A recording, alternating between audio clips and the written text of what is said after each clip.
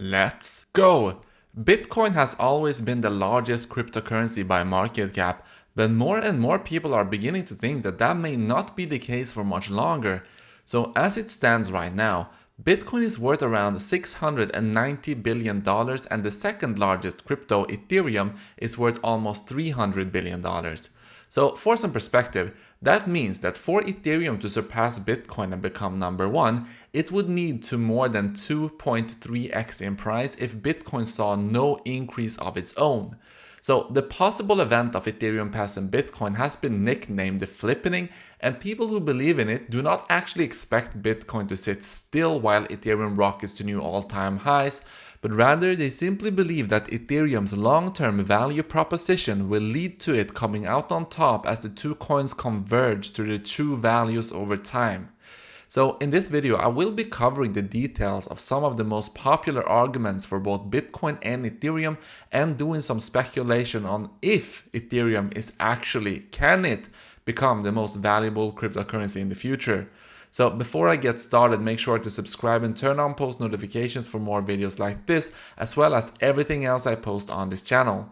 Also, I just want to clarify that even if Ethereum were to surpass Bitcoin, that is not bearish at all for it. So a lot of Bitcoin supporters do not like the idea of another coin becoming more valuable than it is, but in reality, having Ethereum or some other coin pass it does not change what Bitcoin does or is used for at all. You all know that I'm very bullish on Bitcoin as well as on Ethereum, and this video is just to examine this possible situation and discuss if it can actually happen. So to start off with, let's talk about the most common arguments for Bitcoin's value to increase.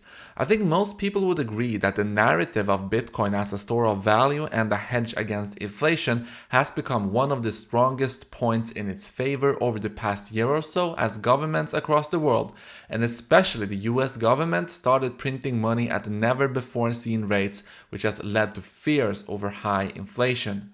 So we all know that Bitcoin's fixed supply of 21 million coins means that it is never going to experience inflation, and this has been one of the leading reasons why people purchase it to hold for the long term. This is where it gets the title of a store of value, as people believe that holding Bitcoin will protect the value of their money better than holding cash or some other asset. This of course leads to the comparisons with gold, which is where a lot of long-term price targets for Bitcoin comes from. Many Bitcoin bulls use gold's market cap of $10 trillion to arrive at a price projection of roughly $476,000 per Bitcoin. That is of course a huge increase of more than 10x from its price today, but would that be enough to be worth more than Ethereum by the time Bitcoin reaches that price? One reason the number of people who are beginning to believe in the flippening is increasing is because they are starting to see Ethereum as a store of value as well as Bitcoin, and potentially as an even better one thanks to its huge variety of use cases that are seeing very rapid and strong growth. One prominent entity that has taken this stance is actually Goldman Sachs, who had a report on Ethereum leaked recently. In that report, they said this about Ethereum and Bitcoin.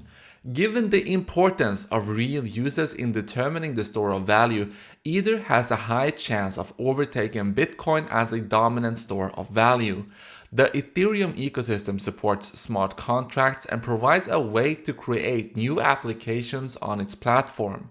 It went on to say later, most decentralized finance applications are being built on the Ethereum network, and most non-fungible tokens issued are purchased using Ether. The greater number of transactions in Ether versus Bitcoin reflects this dominance. Basically, they believe that because Ethereum serves as a base layer for so many other types of projects and services to build on top of, the value that those all bring to the network will push Ethereum past Bitcoin.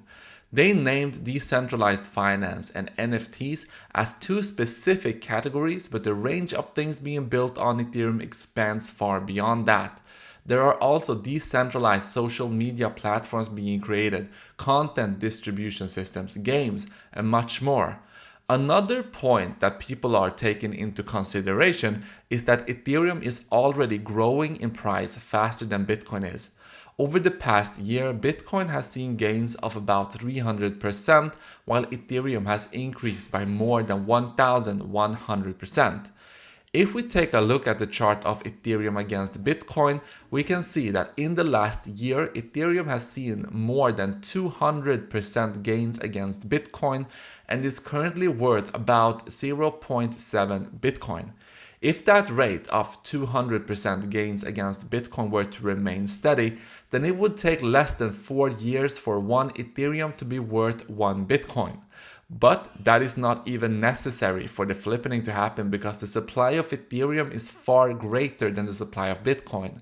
So currently there are 116 million Ethereum, making the supply of Ethereum about 5.5 times larger than that of Bitcoin, meaning that for Ethereum to surpass the market cap of Bitcoin in US dollars, it only needs to reach a price of roughly 0.162 Bitcoin, which is a 2.3x away from its current value of 0.7 Bitcoin. Or 0.07 Bitcoin per Ethereum. So that's the raw numbers to pay attention to, but aside from the aspect of smart contracts on Ethereum allowing for the development of other things that increase the value of the network, as you all know, there are several huge upgrades coming to Ethereum this summer and over the next year as well as right now. Currently, Layer 2 networks such as Polygon are seeing more adoption than ever before, which could be part of why gas prices have been much more reasonable recently. As more volume continues to move to these Layer 2s, gas prices should continue to fall, which is always a good thing for Ethereum adoption and usability. The Ethereum London hard fork that will implement EIP 1559 is still scheduled for July, meaning that it should be here in less than 2 months if everything goes according to plan. Once that is implemented, along with changing how gas fees work for the better, the deflationary burning of the base portion of every gas fee will lead to Ethereum no longer being inflationary and actually having a supply that decreases slowly over time, at least according to current calculation involving projected volume and gas prices.